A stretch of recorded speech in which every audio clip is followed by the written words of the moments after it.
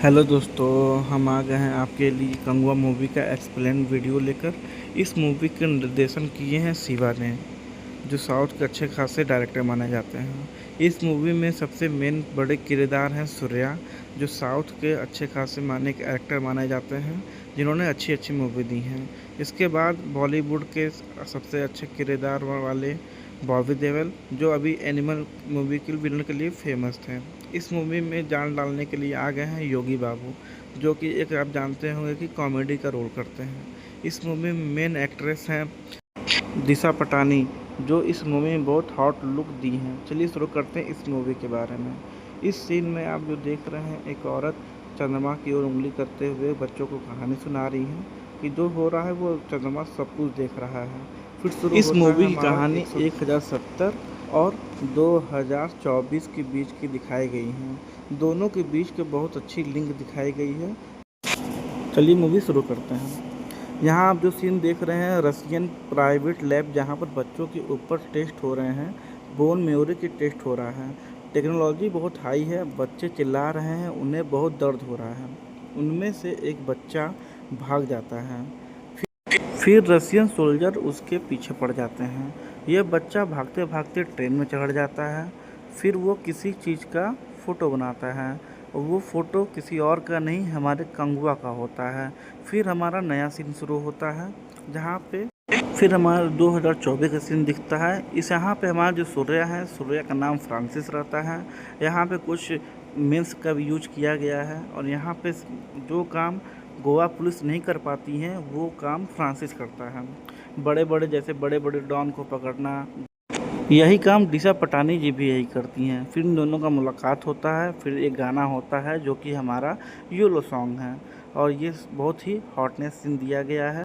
Goa police commissioner D'Souza को पकड़ने के लिए कहता है, और फ्रांसिस ये सब काम पैसे कमाने के लिए करता है। और कमिश्नर ये कहता है कि उसे कुछ होना नहीं चाहिए, इसे कुछ भी नहीं होना चाहिए, उसे बस पकड़ के लाना। पर डिसूजा को पकड़ने के चक्कर में गोली चल जाती है और डिसूजा मर जाता है। फिर योगी बाबू और फ्रांसिस सोचते हैं कि ये करते हुए किसी ने नहीं देखा, पर एक बच्चा उन्हें देख लेता है, जो कि वहाँ से जो भागा हुआ था रशियन के पास से। फिर फ्रांसिस उसे घर ले आता है, और घर ले आने के बाद उसे मूवी दिखाता है, केयर करता है। इसके बाद जो आप सीन देख रहे हैं, उस सीन में दीवार पर एक कुछ चित्र बने हुए रहते हैं, जो कि एक इस बच्चे ने बनाया रहता है। फिर रशियन माफिया उस बच्चे को पकड़ने के लिए पीछे पड़ जाते हैं। फिर रशियन माफिया उसके घर पर हमला कर देते हैं। उसी में फ्रांसिस को गोली लग जाती है। डिसूजा को बचाने जो लोग आए थे, वो लोग पहले ही मर जाते हैं, क्योंकि लोग अंधाधुंध गोलियां चलाते रहते हैं। फिर हेलीपैड पर ले जाते हैं, और बच्चे के गले पर पट्टा लगाकर उसे बांध दिया जाता है, जो आप सीन देख रहे हैं। उसके बाद अब हमें 2024 से 1070 में ले जाया जाता है, जहां पर रोमन राजा के बारे में दिखाया गया है। रोमन राजा भारत के ऐसे क्षेत्र में आ गया है जहाँ पर 5 द्वीप थे। उस द्वीप में से उसे एक द्वीप चाहिए था। यहाँ पहला द्वीप था मंडेयारो। मंडेयारो लोग यहाँ पे नाव बनाने में माहिर थे। फिर दूसरा ग्रुप था हमारा यहाँ पे मुक्कड़। मुक्कड़ में यहाँ पे जड़ी बूटियाँ मिलती थी। यहाँ हरियाली ज़रूर थी, लेकिन यहाँ पे लोग कम रहते थे। तीसरा ग्रुप था हमारा अर्थी। यहाँ के लोग बहुत खूंखार थे। यहाँ के लोग केवल खून पीना जानते थे और मारा काट। और चौथा द्वीप था वेकांडो। वेकांडो बहुत ठंडी जगह पे था। और लास्ट में आता है पेरूमाची। पेरूमाची जहाँ पे हरियाली, यहाँ के एक से एक योद्धा थे। फिर अगली ही सीन में हम लोग देखते हैं गेरुआ को। गेरुआ जो एक बंजारा होता है, जो पेरूमाची और 5 द्वीपों पर आना जाना बना रहता है। रोमन राजा उसी पर हेल्प लेकर किसी द्वीप पर कब्जा करना चाहता है। मिया सेन रोमन राजा से कहता है कि आप किसी एक द्वीप पर हाथ रख दीजिए, वो आपका होगा। रोमन राजा बोलता है कि हमको पेरूमाची चाहिए। फिर मिया सेन और गेरुआ को बुलाता है, जो पेरूमाची का ही आदमी है, और पेरुआ के ऊपर राजा बहुत भरोसा करता है। फिर गेरुआ कहता है कि जब तक राजा का बेटा जिंदा है, तब तक हम पेरूमाची पर कब्जा नहीं कर सकते। हमें अपने कौशल से हर एक बलवान योद्धा को लाना पड़ेगा और उसे मौत की घाट उतारना पड़ेगा। फिर लास्ट में राजा के बेटे को मारेंगे, सबसे खूंखार वही है।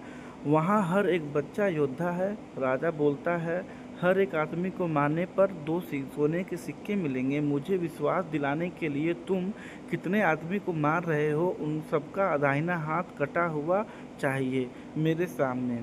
गेरुआ व मियाँसेन उस राजा की बात मान जाते हैं। फिर गेरुआ और मियाँसेन पेरूमाची गांव में जाते हैं। उसके साथ मियाँसेन की वाइफ और बच्चा भी जाता है। गांव जाके वो लोग कूटनीति स्टार्ट कर देते हैं। फिर पेरूमाची के राजा को विश्वास दिलाते हैं कि रोमन राजा आप लोग को काम सौंपा है, जिसके बदले आप लोगों को खाना और सोने की मुद्रा भी मिलेगा। रोमन राजा के लिए नाव बनाना है, इसके लिए राजा मान जाता है। गिरुआ ये कहता है कि 100 लोग चाहिए जो जल्द से जल्द नाव को बना सके। राजा के हाँ कहने पर 100 लोग हट्टे कट्टे चले जाते हैं। उसके साथ पेरुआ भी और उसका वाइफ का दोनों जाते हैं। रास्ते में कुत्ता मरा पड़ा हुआ होता है। फिर वह कहता है कि तुम दोनों इसे यहीं दफना दो, हम जल्द ही वापस आ जाएंगे। फिर वह चला जाता है।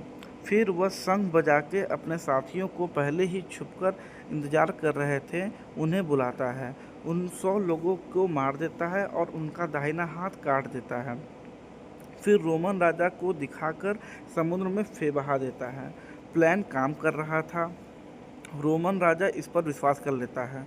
फिर वह पेरूमाची रहता है और राजा से कहता है कि इसे और जल्द काम ख़त्म करने के लिए 100 और आदमी ज़रूरत है। राजा हामी भर देता है। फिर 100 लोग जाते हैं, जंगल में जाते हैं और तो एक आदमी बोलता है कोई आगे नहीं जाएगा। फिर वह अपना हाथ बाहर निकालता है, उसी के दाहिने हाथ कटे हुए थे। मतलब वो आदमी पहली बार गया था, अपना हाथ काट दिया था ताकि गिनती 100 हो सके और वो वहाँ से भाग जाता है अपनी जान बचाने के लिए। और पेरूमाची के राजा से सब कुछ बताता है। फिर वहाँ के लोग कंगुआ को पुकारते हैं। वही साउथ का स्टाइल शुरू हो जाता है, स्टाइल तेज तेज चिल्लाना और हीरो की एंट्री। फिर इस बार शंख पेरुआ नहीं कंगुआ बजाता है। फिर कंगुआ आता है जो राजा का बेटा रहता है। कंगुआ सबको मार देता है। कंगुआ उसका हाथ काट के जिंदा ही पेरूमाची ले आता है। फिर उसका बच्चा बहुत रोता है अपने पिता को देखकर और पेरुआ की पत्नी कंगुआ को भैया भैया बोलकर विनती करती है और कहती है कि उसे छोड़ दो। कंगुआ कहता है इसकी कोई माफ़ी नहीं हो सकता। फिर गांव वाले और राजा भी यही चाहते हैं कि उसका वाइफ और बच्चे को भी मार देना चाहिए। कंगुआ इसके खिलाफ हो जाता है। फिर किरुआ को सब जला देते हैं और किरुआ की पत्नी कंगुआ से वादा लेती है कि उसके बेटे का ख्याल वही रखेगा और अपने पति के साथ वो भी जल जाती है। केरुआ के बच्चा अपने पिता को जलते हुए देखा और रो रहा था। उसके अंदर गुस्सा था, जिसने मेरे पिता को मारा, मेरी माँ उसी के हाथ में इसे सौंप दिया। कंगुआ के प्रति इस लड़के के मन में नफरत भर चुका था और इतना नफरत कि वो कंगुआ को जान से मार देना चाहता था। रोमन राजा के हाथ में पेरूमाची तो नहीं आया क्योंकि कंगुआ ने सबको मार डाला था, लेकिन मियाँसेन अभी भी जिंदा था। पेरूमाची और कंगुआ के झुकाना है तो हमें आर्थी का हेल्प लेना पड़ेगा। आर्थी एक ऐसा जगह है जहाँ पर खून ही खून होता है और खून से ही राजा और वहाँ की ज़मीन नहाई होती है। राजा आर्थी का कंकाल का वस्त्र पहना रहता है, उसका मुकुट भी हड्डी का ही रहता है। फिर रोमन राजा और मियाँसेन उसके आर्थी के राजा के पास जाते हैं और फिर वही सब ऑफर करते हैं जो सोने की मुद्रा और खाने पीने को दिया जाएगा। इसके बदले रोमन राजा चाहता है कि पेरूमाची को झुकाना और कंगुआ को मार दो, ये सब आपका होगा। आर्थी ये सब मान जाता है क्योंकि आर्थी के राजा और को सोने की मुद्रा चाहिए था और खून बहाने में मज़ा आता था। और आर्थी के और पेरूमाची के बीच पहले से ही दुश्मनी थी। आर्थी के राजा अपने दोनों बच्चों को भेजता है कंगुआ और उसके लोगों को मारने के लिए। फिर लड़ाई शुरू होती है। परिणाम में कंगुआ ने आर्थी के राजा के दोनों बच्चों को मार देता है और मौका पाते ही केरुआ के बच्चे ने भी कंगुआ पर हमला कर देता है। कंगुआ ने ये सब देखकर हैरान रह गया। फिर भी वह कंगुआ उसके भाव को समझता है और वो उस बच्चे को कुछ नहीं करता। फिर कंगुआ बच्चे को समझता है कि रोमन राजा और आर्थिक लोगों से लड़ना होगा। इसके लिए पेरुमाची को मेरी ज़रूरत है, फिर तुम मुझे मार वादा कर देता है बच्चे से। बच्चा मान जाता है। गांव वाले और राजा ये चाहते हैं कि इस बच्चे को मार दिया जाए, कि कंगुआ इसके खिलाफ रहता है और कहता है कि इसकी माँ ने मुझसे वचन दिया था, इसके बच्चे को मैं कुछ भी नहीं होने दूंगा। फिर राजा कहता है कि ठीक है, इसको मौत की सज़ा नहीं पर इसको काले जंगल में भेज दिया जाए, यही इसकी सज़ा है। वो बचा तो इसकी किस्मत, और अगर ये मर गया तो इसकी यही सज़ा है जो इसने किया है। कंगुआ कहता है कि इस सज़ा का हकदार तो मैं भी हूँ, इसके साथ मैं भी जाऊँगा। फिर ये दोनों काले जंगल में चले जाते हैं। फिर वहाँ हम आर्थी को देखते हैं जो आग बबूला हो चुका था, क्योंकि कंगुआ ने उसके दोनों बच्चों को मार दिया था। यहाँ पर एक नियम था, मरने पर यहाँ के लोगों को मांस गिद्ध और कौवे खाते हैं, जिससे पता चलता है कि मोक्ष प्राप्त होगा। पर आरती के बच्चों की लाश को गिद्ध नहीं खा रहे थे। उसी समय रोमन के लोग आते हैं और कहते हैं कि तुम लोग से काम नहीं होगा, हम ही कंगुआ को मार देंगे, चलो मेरा स्वर्ण मुद्रा वापस करो। फिर आर्थी के राजा रोमन लोगों को मार देता है। फिर वही कहता है कि अब मेरी ज़िंदगी का एक मकसद है, मैं ही कंगुआ को ख़त्म करूँगा। मैं वादा करता हूँ कि कंगुआ को मारूँगा और गिद्ध मेरे बच्चे को मांस को खाएंगे और उन्हें मोक्ष प्राप्ति होगी। इस सीन में कंगुआ और केरुआ का बेटा दिखाई दे रहे हैं। केरुआ का बेटा पानी पीता रहता है, तभी वहाँ मगरमच्छ आ जाता है और कंगुआ उसे बचाता है। फिर से थोड़ी सी चोट लग जाती है, फिर उसे जड़ी बूटी खिलाता है और कभी कभी उसे शेर से भी बचाता है। फिर काले जंगल में कंगुआ और उस बच्चे के बीच नज़दीकियाँ बढ़ रही थी। फिर धीरे धीरे वह बच्चा समझ जाता है कि कंगुआ सही थे और मेरे पिता ही गलत थे। फिर वो धीरे धीरे सही हो जाता है। पेरामाची के कुछ औरतें जंगल में जाती हैं जड़ी बूटी लेने के लिए। वहाँ के कुछ आर्थी के लोग पहले ही थे। फिर आर्थी के लोगों ने एक औरत को मार देते हैं। फिर वहाँ की औरतें कंगुआ को सीटी बजा के बुलाती हैं हेल्प करने के लिए। कंगुआ भी सीटी बजा के द्वारा ही कहता है, डरो मत, सामना करो, जोत भर देता है। फिर सारी औरतें मिलकर आर्थी के लोगों को मार देती हैं। आर्थी के राजा ने ये सब देखकर पेरामाची पर हमला कर देता है और सबको मार देता है। राजा को भी मारने के बाद उसकी गद्दी पर बैठ जाता है। को ललकारता है युद्ध के लिए। कंगुआ को अपने पिता की मृत्यु का पता चलता है और वह गुस्सा करता है। फिर वह पेरामाची पहुंचता है। फिर आर्थी के लोगों को मारता है और अंत में आर्थी के राजा से आमना सामना होता है। फिर ये दोनों एक दूसरे के खून के प्यासे होते हैं। फिर आर्थी उस बच्चे को ढाल बनाकर उसे रस्सी से टांग देता है, जिसके नीचे शार्क मछली उस बच्चे का खाना चाहती थी। और फिर भी लास्ट तक कंगुआ रस्सी नहीं छोड़ता। ये देखते ही बच्चा कंगुआ के बाबा कह के पुकारता है। फिर उस बच्चे ने खुद से इस रस्सी को काट देता है, क्योंकि कंगुआ और गांव वालों की जान बच जाए। ये होता भी है। यह आर्थी को बहुत बेरहमी से मारता है। फिर हमें दो दिखता है जहाँ रसियन उस बच्चे को ले जा रहे होते हैं। फ्रांसिस भी अपने कुछ दोस्तों के साथ उस पोर्ट एरिया में पहुंचता है जहां ढेर सारे कंटेनर पड़े होते हैं।